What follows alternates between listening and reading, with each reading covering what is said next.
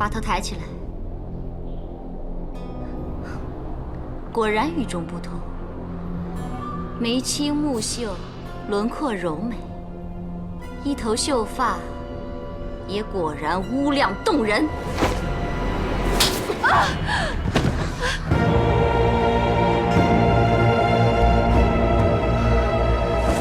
哼，果然是魅惑君主的小贱人。听说你只是平阳侯府的一个小歌姬，你凭什么踏进宫里？哎，皇后英明，刚才你打她一个旋身侧扭，腰姿款摆，我看这身子确实有以人之处啊。我们不是出自皇亲贵胄，就是高门大族，现在竟然来了这么一个歌姬，叫我们如何自处啊？皇后可是当今太皇太后的亲孙女，窦太主的亲女儿。姐姐你这么说，把皇后置于何地呀？把她转过来！你敢抗旨？把她转过来！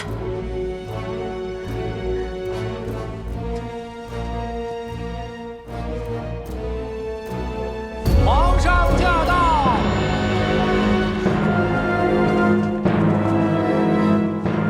住手！陛下圣安。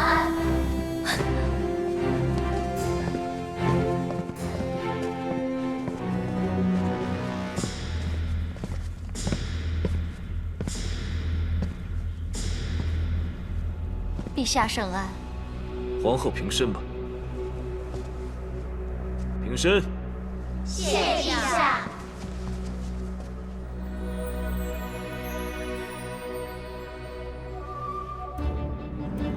朕回宫后，本想向太皇太后请安后，便来看你。不想，原来你在召见未接。不知道皇后收到朕的礼物没有？陛下是说那盏金乌灯台吗？臣妾好喜欢，但是一送过来就被臣妾打翻了，摔坏。陛下送此灯，是想重提当年金乌藏娇之诺吧？朕正是此意。此灯被毁，不是太可惜了吗？可惜，当年之诺，随着时日褪色被忘，这才叫可惜。陛下如果不是为了新人，也不会跟臣妾再提誓言吧？朕是九五之尊，有为汉家天下延后嗣之责，选妃纳妾在所难免。皇后是六宫之主，所以同样也该以延续后嗣为己任，何不拿出气度，包含其他嫔妃？臣妾听出来了，陛下是嫌弃臣妾没能诞下龙翼是吧？朕没有这个意思，朕只是希望皇后能够明大义、识大体。陛下所说的识大体，就是把那些唱曲儿的、跳舞的，不论身份好歹的，都带回宫里，淫乱后宫。皇后说话请自重。陛下为了这个卑贱伶人，是要吓唬我是吗？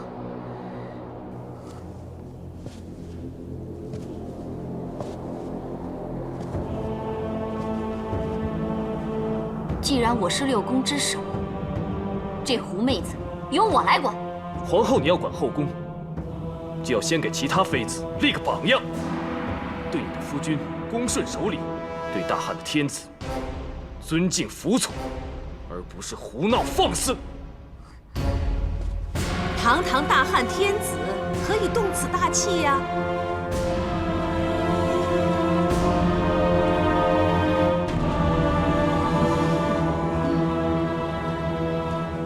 陛下万安。母亲，皇上带了个市井歌姬进宫，做了这等荒唐事，还跟我讲大体。出自平阳侯府的，何以被贬为市井？姑母，朕要的大体，只是以事论事，要有起码的风度。母亲，你呀，这是你自己招来的气受。陛下，皇后当众失了分寸，是馆陶教女不严，还请陛下多多见谅。姑母，何罪之有？你呀，既然贵为皇后，就该比其他人更加懂得礼数，言行要以礼服六宫。皇上乃天子，对于朝廷和后宫所有的礼法，他都十分的清楚，何须你费神担心？皇上怎么会不知道新来佳人子的出身呢？又怎么会忘记，民间女子一定要先学会宫中礼仪，才能有资格册封，是吧，陛下？你身为姐姐，就应该以身作则，好好管教，让她能够早日侍候君王嘛。陛下的人，我管教不了。这倒也是，管教也要观其才智。但是皇后，规矩不能废，你不教也要有别人来教，教好了之后再论册封，这才是有风度、识大体，是吧，陛下？姑母说的有道理，这我就放心了。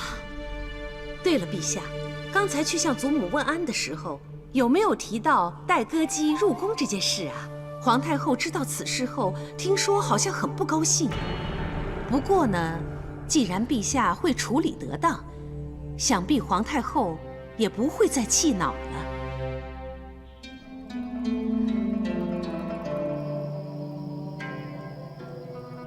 彻儿，你千万要清醒，莫为了一个歌姬而坏了与皇后和窦太主的感情啊！母后，儿臣当然明白其中的利害，可是身为一国之君，也不能处处忍让，让皇后得寸进尺。儿臣只是以礼压压她的气焰。你该不会忘记，当日母亲之所以能当皇后，你之所以能当太子，你姑母她的确也是帮了不少的忙。全因儿臣一句要娶阿娇，姑母才会力荐儿臣。说到底，她是想要一个受她摆弄的皇帝。可是母后，朕绝不受制于人。皇后是太皇太后的外孙女，窦太主又是她心疼的长女，二人深得你祖母的欢心。母后，儿臣已经答应不会马上册封魏姬，也算是让步了。彻儿，何不想个方法，暂离新宠，让皇后安心？否则，她闹到太皇太后那里就不好办了。母后，当日你救父填坟，就是因为你的2位老师被太皇太后免职。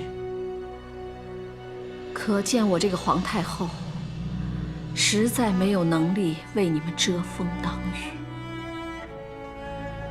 你以为母后整日赏月听曲，只为自己开心吗？不过是想找些好的玩意儿献给你祖母，讨她的欢心。母后，太皇太后开心了，你的皇位才能够稳固，保住了皇位，母后才可以安心呢。彻儿，母后就指望你了。母后放心，儿臣会暂离宫中人事，出宫巡视，绝不会让母后为难。为免地方官员事先设置，儿臣会以平阳侯的名义微服出宫，以便了解各地灾荒实情，知道民生所需。彻儿，你有这份心，母后也就放心了。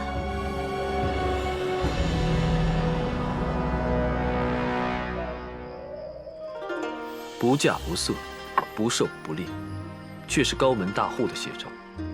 其实高门大户什么都不做，倒也还太平，就怕是硕鼠，硕鼠硕鼠，无食我黍；硕鼠硕鼠，无食我麦。古人以硕鼠为师，来形容那些巧取豪夺的恶官商贾。朕以前只是读过，这次出宫，真要好好的视察。陛下以民为本，奴婢替百姓谢过陛下。你确实不同，明白朕，不会只图恩宠。妃子从来没有如你这般的。奴婢不敢当，只是奴婢出身民间，所以对民生自然更多了解一些。那你以后啊，可要多跟朕说说，让朕知晓百姓的生活实情。其实朕离宫后，最放不下的就是你。陛下不用担心，奴婢在这里一切安好。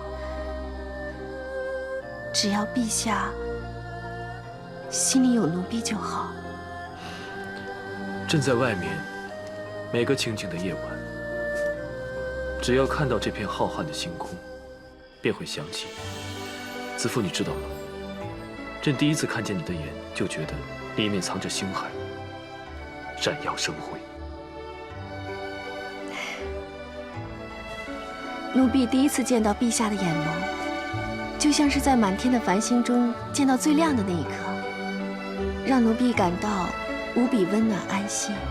那最让你安心的是什么星？北斗星啊！因为它能指引你方向。而且在我无助彷徨的时候，只要看到它，就觉得在被守护着，不用再害怕了。好，那朕就是你的北斗星大哥。北斗星大哥，天大的事有朕护着你。朕离宫之后，你要万事小心。等朕回来。嗯。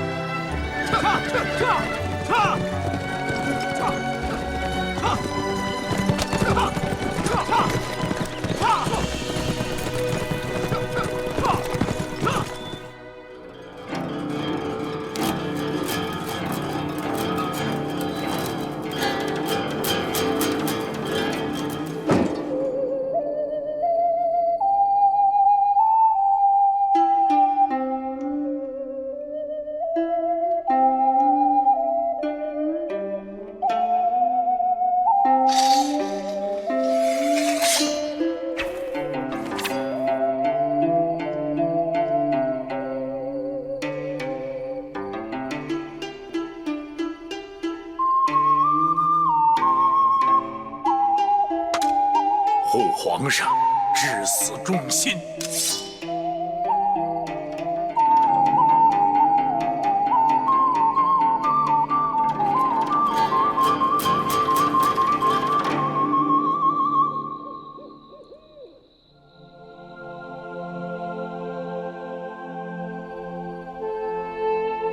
朕之前只知道你剑术了得，原来你如此才情横溢。你还有什么是朕不知道的？臣从小练剑，练累了就随便吹嘘，自娱自乐。刚才朕所奏的，等闲之人未必能懂，更何况是依调附和。朕从你的熏声中感受得出，你沉稳刚健，甚不简单呢。比陛下差远了。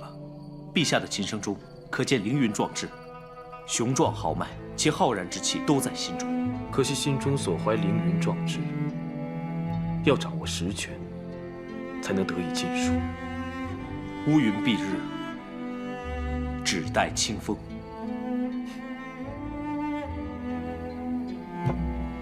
哦，陛下，谢陛下。是北斗星。是啊。不知此刻长安是否星空璀璨？即使繁星暗淡，北斗星一样会明亮，为人引路。希望他安好。希望他安好。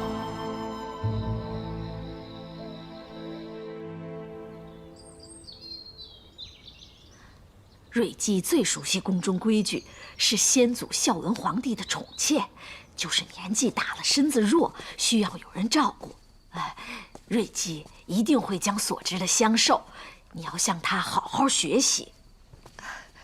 多谢樊娘提点，也请樊娘照应一下与我同来的沈家。放心吧，知道她善于刺绣，已经派她去知识刺绣了。这就好。小倩。这是新来照顾瑞姬的，叫卫姬。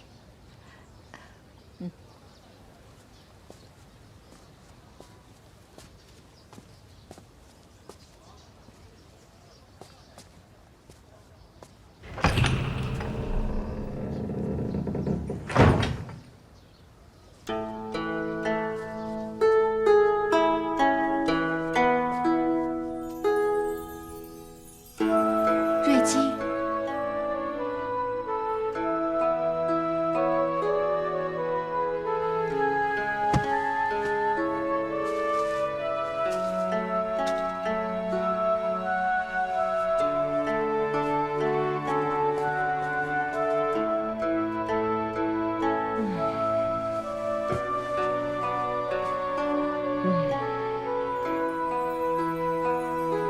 你是谁呀？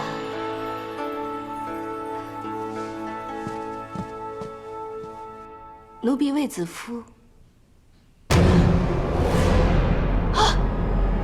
你，又是你！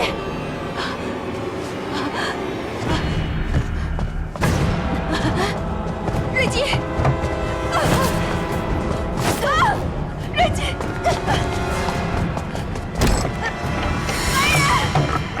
来人呐！开门！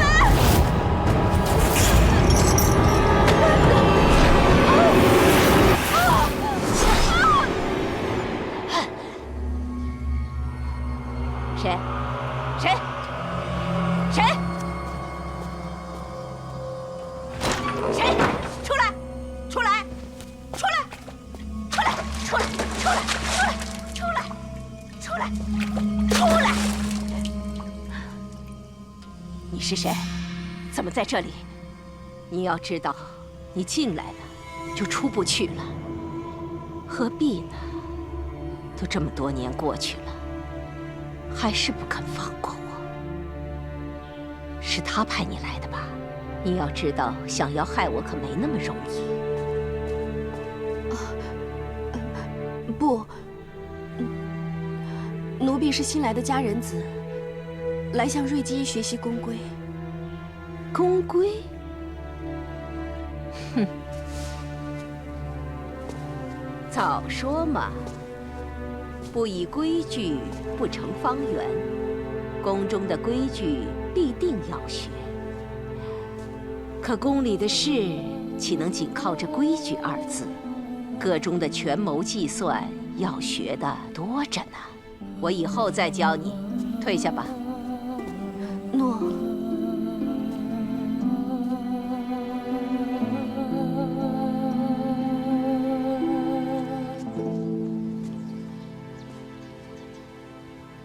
姐姐，姐姐，我是送饭来的。小倩，为什么锁着我们？瑞姬怕是病了，需要诊治。麻烦你通传一声，叫樊娘放我出去，叫鲍世成。瑞姬她有狂癫之病，治不好的，鲍世成来也没用。把门锁起来，就是为了不让她出去。什么？姐姐，对不起，我实在是过意不去。其实，本来是安排我来服侍瑞姬的，谁知道临时换了你来。谢谢你，替我挡了这灾祸。这瑞姬，大家都知道她危险。我听说她在这北宫已经困了40年了。她本是先祖孝文皇帝的佳人子，可是不知什么原因，她得了狂癫病，大家都怕被派来服侍她。进来容易，出去难。瑞姬，她能伤人，她随时都会发狂的，日夜提防也没有用。我真不知道你留下来日子怎么过。没关系，甜亦乐，苦亦乐，安之乐之，心善之见。既然不能离开这里，那我就安心留下来。你放心吧，我会事事小心的。再小心都没有用，狂癫的人呐，什么事都做得出来。早前呀，被派去照顾瑞姬的宫女啊，有一个被他打死，还有一个被他……你没见我在熏香养神吗？不知道你在说什么。是，小的刚才说什么，窦太主啊，全听不见。你向来做事妥当，本公主很欣赏，赏你300金，带樊娘去领赏吧。诺，谢窦太主。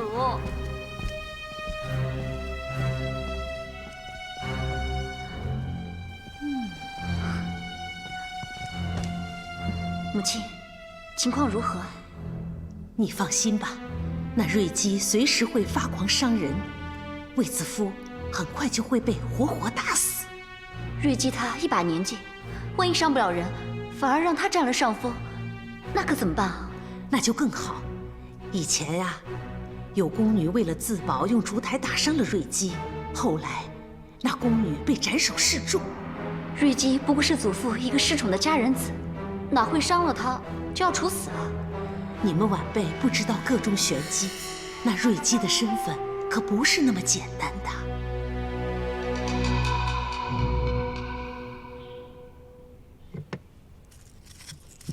聘则为妻，奔则为妾。皇后之外，其他的妃子都是未经婚仪，算不上妻子。只有皇后能行亲残之礼，领嫔妃、公主到东郊采桑。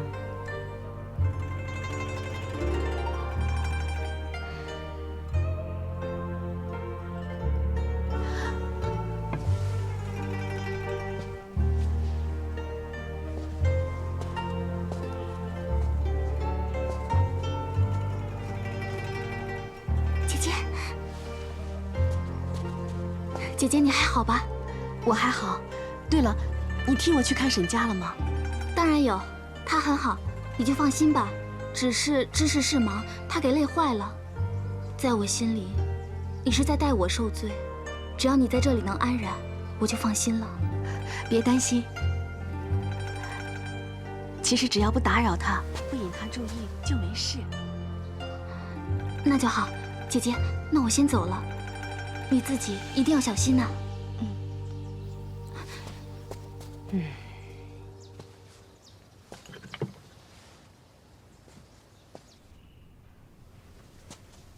瑞姬用膳了。这个给你，怎么了？怕有毒啊？瑞姬还是先用膳吧。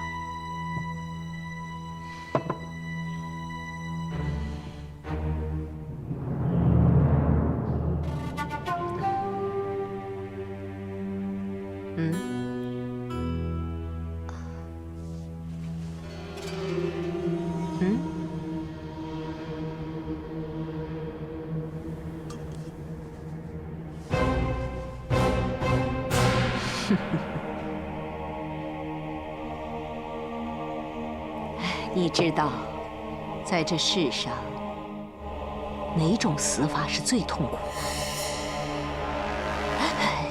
身上万虫噬咬、搏夫追随之痛，你尝过没有啊？瑞姬，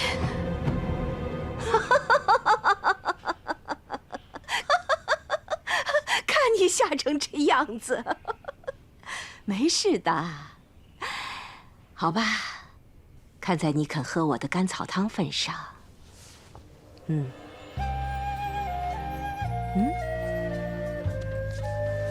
从今天开始，我们就是一家人。你信任我，我信任你。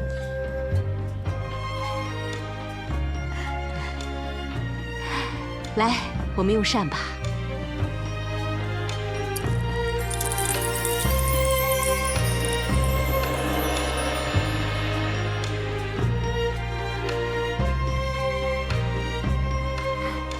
祖母，有出脚底戏叫《东海皇宫》，比那些戏曲杂耍有意思多了。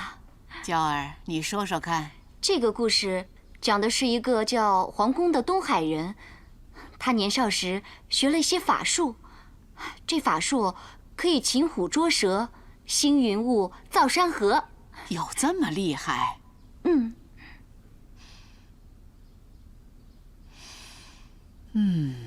真是香气逼人呐！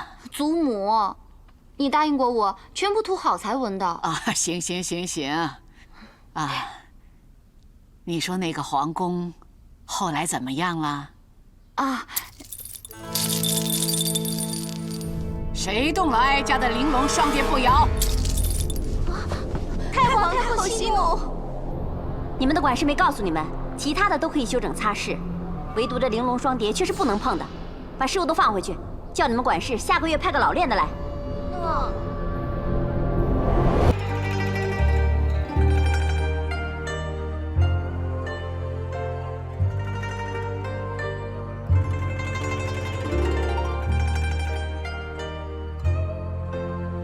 瑞姬，你看看，我做好了。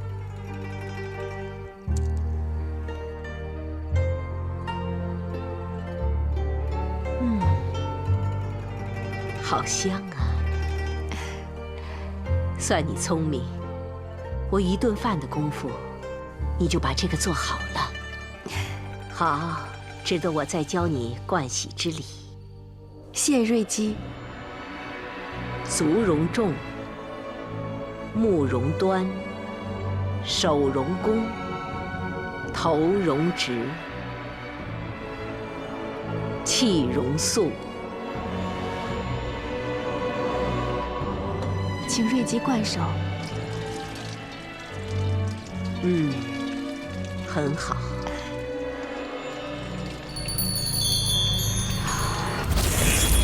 我不要华胎，我不要，我不要华胎，我不要华胎，我不要华胎。喝！皇后就是要你滑胎。我不要！我不要！瑞姬啊，瑞姬你放开！瑞姬你放开啊！给我放开！我的孩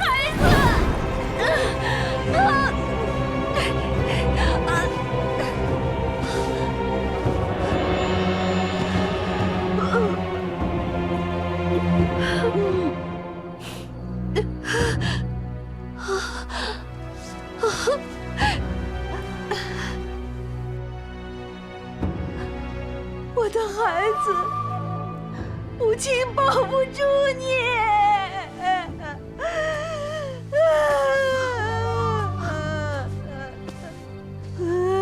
好了好了，没事了，都过去了。好了，都过去了。瑞姬，都过去了，现在没有人可以伤害到你了。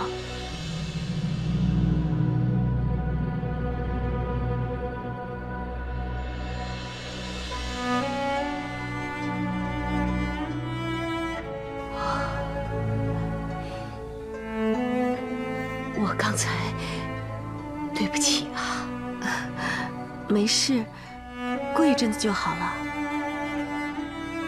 你真傻，像其他人一样把我踢开就好了嘛。瑞姬咬我是无心，只不过流些血。如果我踢开你，你的牙齿给碰掉了，以后还怎么用膳啊？我咬你是无心的，你忍耐就好。可其他人要是咬你，你可别由着他，必定要把他的牙齿全踢掉，知道吗？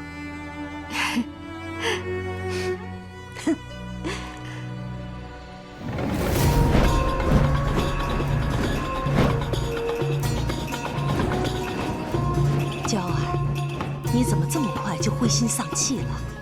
这都伤不到他。母亲，你不要安慰我了，干脆说拿他没办法好了。哎，白费了我一片苦心，什么都安排好了，他那一脚就是没踹下去。这个女人也实在不简单呐。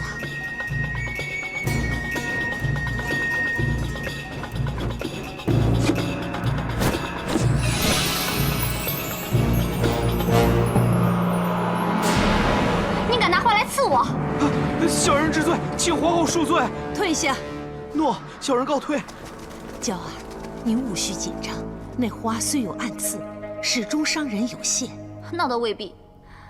一向谨慎的皇上，为了他焦躁起来；一向狂癫的瑞姬，却为他安静下来。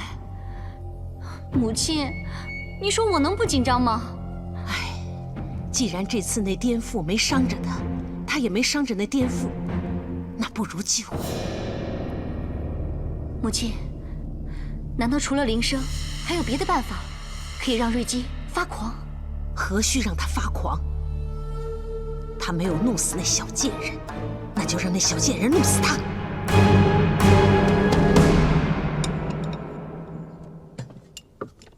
我虽然只是他的婢女，可是他说过，当我是妹妹一样。他不要其他夫人专宠，却要我侍第。我虽然答应他不会生孩子，可真有了身孕，怎么会舍得？况且保得住龙胎，就保得住爱宠，就保得住性命。我不告诉他有了身孕，是理所当然的。在宫里面，哪里有真心呢？今日与你互称姐妹的，说不定明日就来要你的命。喝点甘草汤吧，你今天配的汤特别清甜。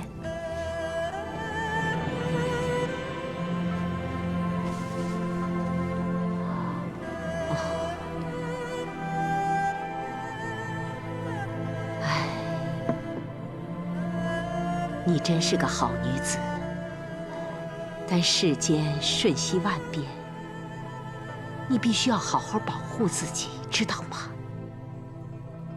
不然，还不如早早离去的好。当年皇上最疼爱我，在我玉足细嫩纤幼，后来脚上有了疤痕，就再无颜面见皇上了。我没有运气，孩儿我也没保护好，保不住他，就保不住恩宠。唉，希望你的运气比我好，你将来能够……瑞姬，瑞姬，你怎么了？你别吓我！我去见我的孩子。去见皇上。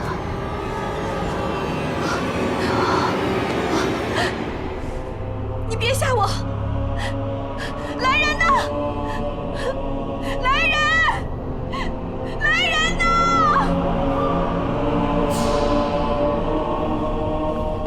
卫青，怎么回事？未央宫那边传来消息，你姐姐害死了先帝宠妾，已经被抓了。这可是死罪啊！你现在逃出去还有条活路，不然恐怕连你也得判个重刑。私下出宫已经有罪，单凭这一点，要我帮你都难，何况你姐姐还涉嫌杀人。不，她是被冤枉的。姐姐的品性，君侯也知道，她怎么可能下毒害人呢？这一定是被人陷害的。这种事情，宫里的确是有，可你让我怎么办呢？君侯，姐姐现在被囚禁在掖庭报室，生死不明。听说那里会严刑逼供，她一个柔弱女子怎么受得了呢？求君侯让我见见公主，毕竟公主是皇上的亲姐姐，太皇太后的亲孙女。我要求她来救我姐姐。住口！你以为公主是你们的守护神灵啊？啊！这种事情一旦惊动了太皇太后，谁去劝谁遭殃。你们已经不是平阳府的人了，别在这里纠缠不清，给我惹麻烦。强总管，在，带卫青出去。君侯，君侯，卫青。公主晚上才回来，你先到厨房避一避，到时候看如何开口救人吧。起来吧。来，公主，尝尝这个。公主，来。怎么了？哎呀，公主你怎么了？吃个烤肉都出神了。来来来来，没事，你吃吧。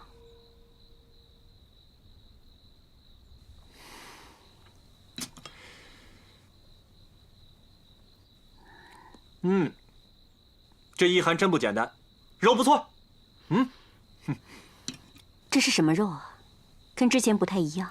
回公主，这叫忘忧肉，忧结在心之人才吃得出它的味道，而且它芬芳如草，甜蜜如花，让人犹如置身于花草之间，忘忧解愁。你这个疯厨子，净说些疯话。这肉不就是加了香草和乳蜜烘烤而成？公主吃得开怀就好。好。还有什么事吗？小人这个月下旬想告假几天出城。你如此费尽心思，就是为了这个？公主心情好，就什么都好说嘛。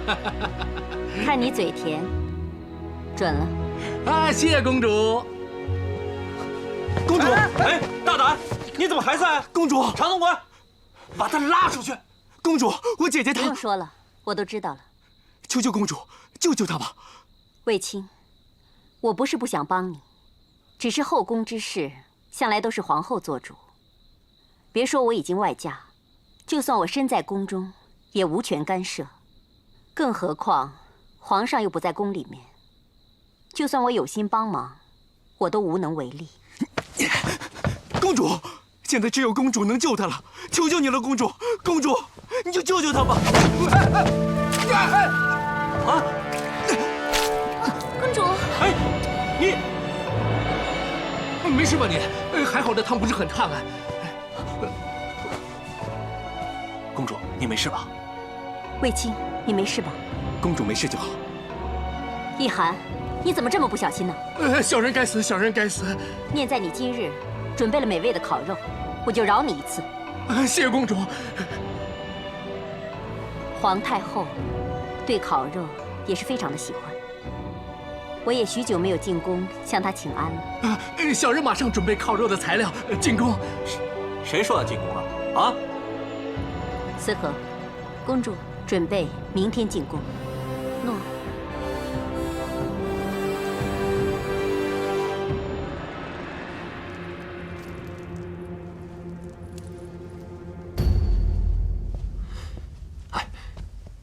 公主啊，我看这趟浑水你就别趟进去了吧。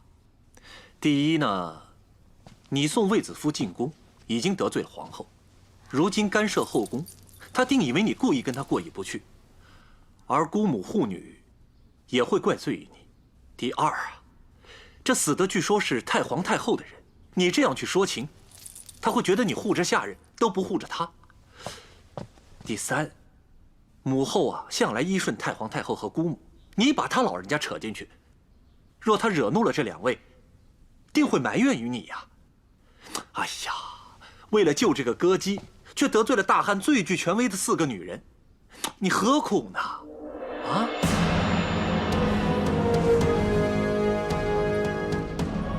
何苦？第一，卫青维护姐姐如此卖命。我是皇上的姐姐，维护弟弟也是应该的。第二，卫子夫是从我平阳府的门走进宫门的，他的荣辱早就跟我们连在一起了。第三，卫子夫是皇上喜欢的人，我能为皇上守护他，赢得皇上的信任，比什么都重要。你说对吗？对呀。公主说的对呀，反正我们也脱不了干系，不如给她送个人情，向她示好。还是公主想得周全呐。你等我一下，我整理一下就陪你去。哎，那公主可有什么万全之法呀？人心情好，就什么都好，只盼着烤肉哄得了我开心，也哄得了母后。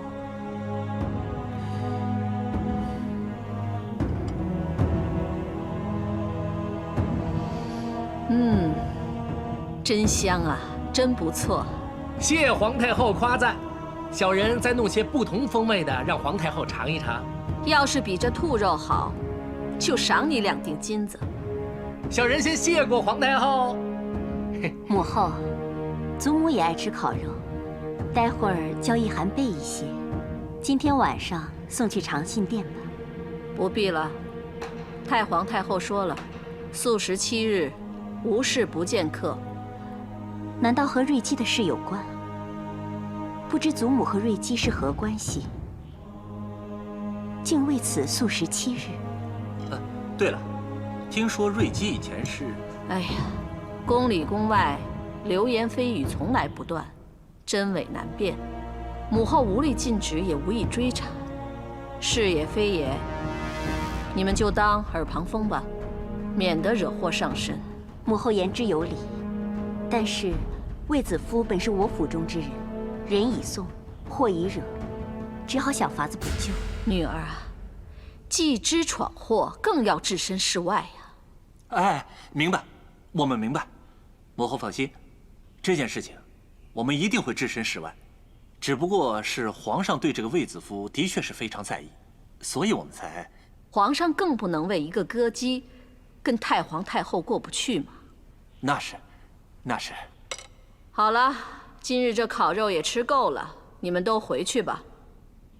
翠儿，你拿2锭金子赏一涵吧。诺。谢皇太后。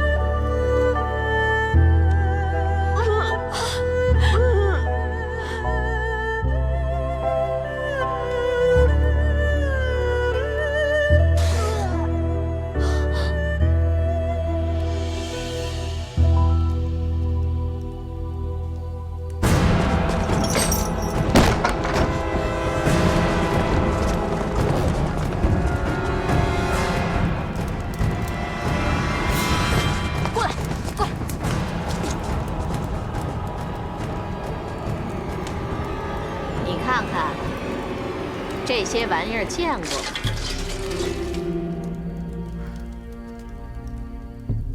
怎么样？你招不招？无罪可招。好啊！谁敢伤我龙翼？你说什么？我说，谁敢伤及皇上的骨肉？你有了？你若不相信，可以去问鲍世成。进宫时，鲍世成清楚地记录了我受皇上宠幸于月氏的时日。我受宠至今，一直没有月氏。哼，那又如何？那也不一定有孕呢。嗯，你就敢肯定我没有身孕吗？皇上仍无子嗣，若我腹中真有孩子，而又因受刑伤及，你担当得起吗？难道你就不怕招来杀身灭族之祸？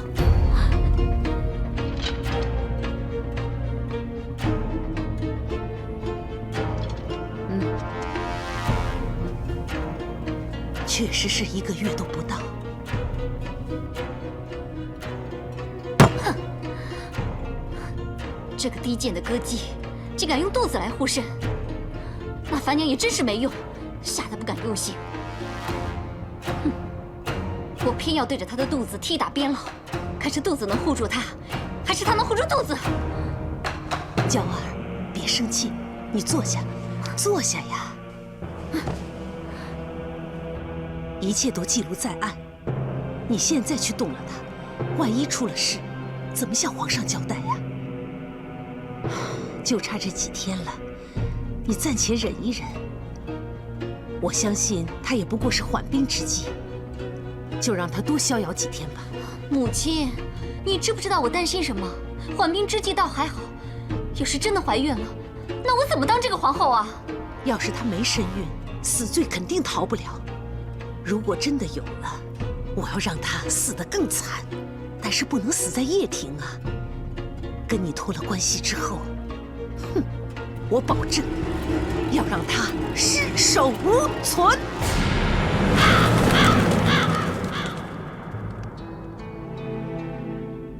朕离宫之后，你万事要小心。等朕回来。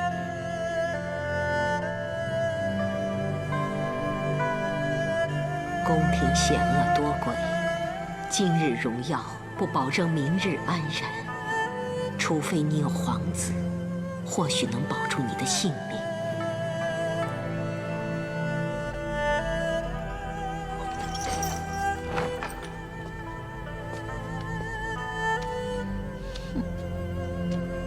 如一，进来吧。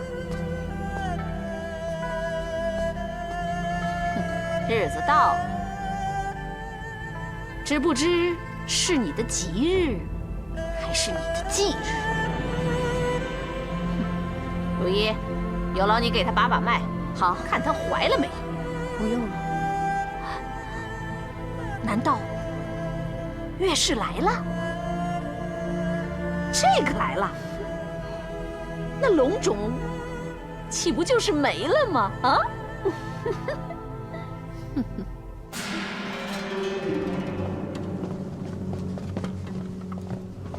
参见皇后。奴婢卫子夫，参见皇后、窦太主。卫子夫，你杀人这个案件早已呈给本皇后，你可知道本皇后为什么现在才审判？就是因为你曾受圣宠，只盼你能为皇室延年子嗣。说不定添个一男半女，不只能抵其罪，更能立下大功一件。可惜没有。既然你没有龙胎保护，樊娘，杀人之罪应当如何？论罪当斩。那就拖出去斩。慢着，杀人之罪可有证据？犯人僭越犟嘴，斩首之前先掌嘴50，杖打100，拉出去。且慢！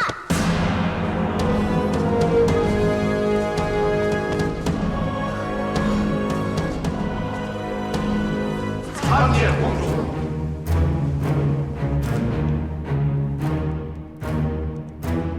皇后金安，姑母万安。我正在审讯犯人，姐姐来所为何事？臣就是知道皇后要判处犯人，才赶来阻止。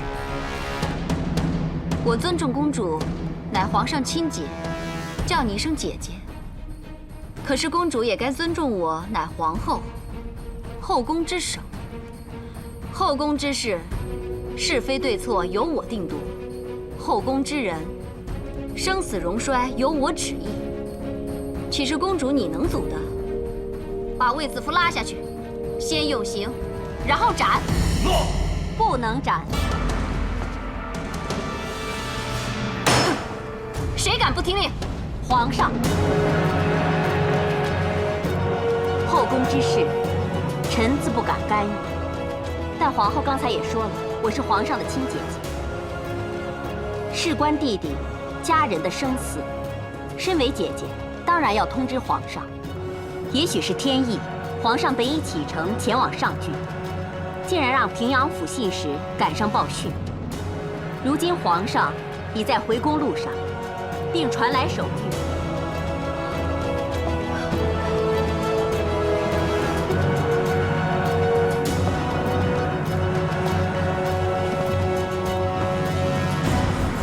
朕公务在身，司挂家眷，却经闻后宫凶案，痛心疾首，问及其详，疑处重重，唯恐其中有诈，着令囚疑犯卫子夫于报室，待朕回宫细审论刑。若有私自用刑者，以为止犯上论。钦此。谢皇上。遵旨。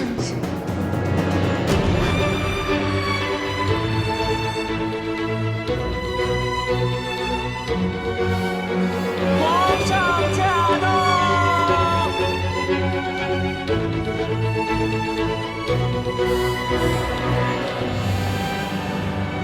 陛下审案。平身。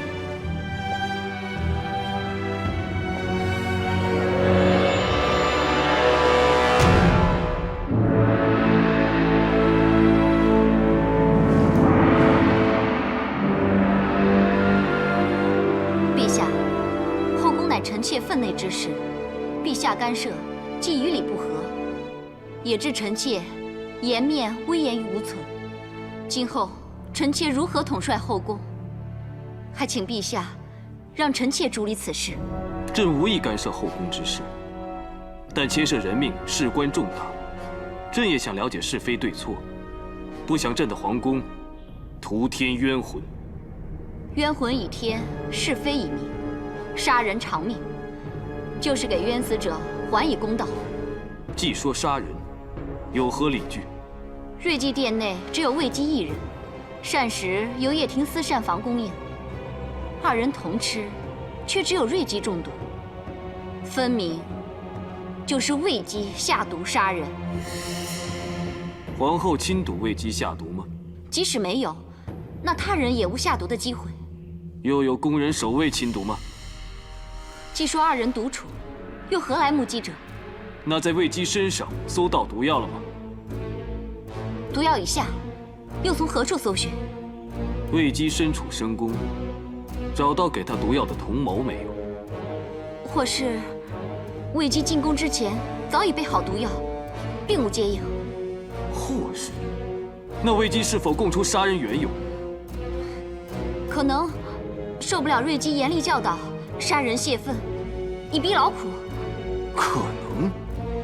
皇后要朕让你掌6宫，断生死，你知人死罪的理由只是单凭揣测，这不是太胡闹了吗？既无实据，又无人证，更无杀人动机，就此定罪，简直荒唐。瑞姬之死，交廷尉重新调查，魏姬无罪释放。谢皇上。若是哀家不准放，又当如何？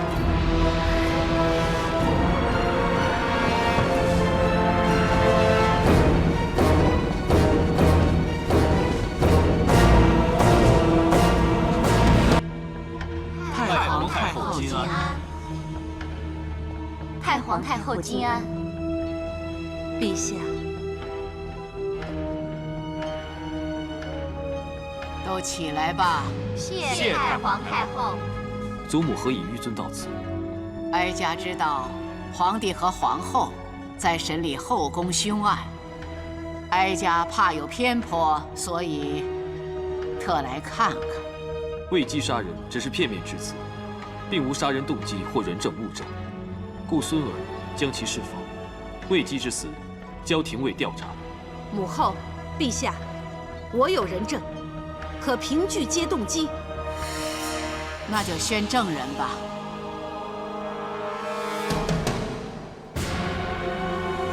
奴婢小妾拜见太皇太后、皇上皇后。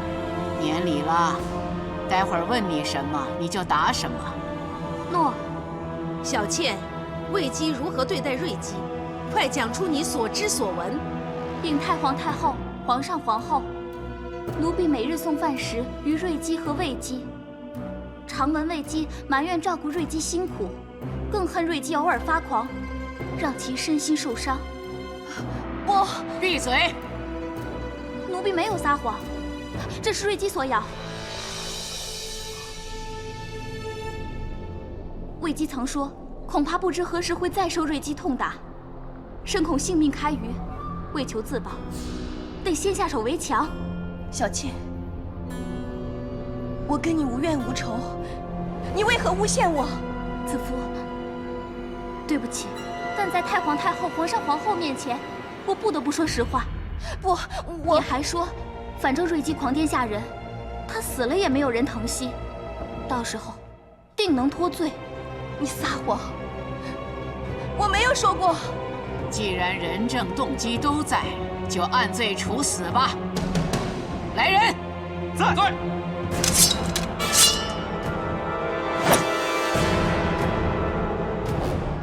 你受谁指示？说。回陛下，奴婢从没有伤害瑞姬之心，更遑论受人指使。但如今有人正说你意图杀人，是证人说谎。奴婢虽曾被瑞姬所伤，但她是无心的。奴婢从来没有记恨过她。陛下，这案件已经一目了然，而且太皇太后已经定夺，何必再给凶徒机会呢？父母，所谓为姬杀人，而断案所依的人证动机，只单凭宫女小倩一人之词，这当中疑点重重。若是为姬下毒，到底毒从何来？陛下英明，为姬只不过是一个新晋的佳人子，怎么可能胆大包天，藏毒宫中，甚至带毒在身？若小倩所言属实，为姬是因为不堪折磨而毒杀瑞姬，以求自保，那么毒杀就不是预谋。若是如此，为姬难道一直藏毒在身？那他的目的何在？陛下，可见他居心叵测。他本来不只要对付瑞姬一人，可能还有其他不轨意图呢。那干脆尽早下令将他处死。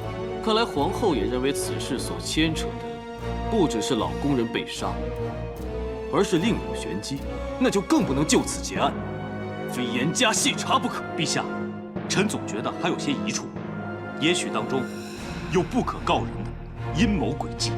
朕不查个真相大白，绝不罢休。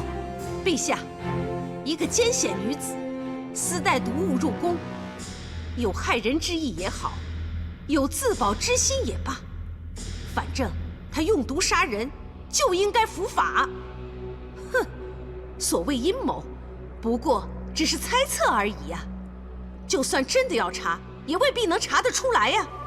这阴谋怎算似是而非？朕目下就有可疑之人，能指使他人替之卖命，能利用宫里人脉，在后宫覆手翻云。此人，或是你。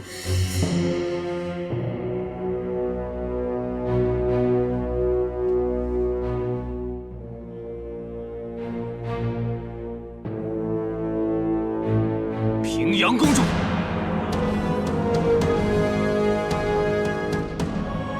当日是你献魏姬进宫，如今这乱局岂会与你平阳侯府毫无瓜葛？陛下，我与你自小亲好，我自问对你问心无愧。当日为于帝皇进献魏姬，只是希望能替陛下分忧解愁。不料这一片冰心，到如今却成了蛇蝎心肠。陛下尽管查，不查清楚，我绝不会罢休。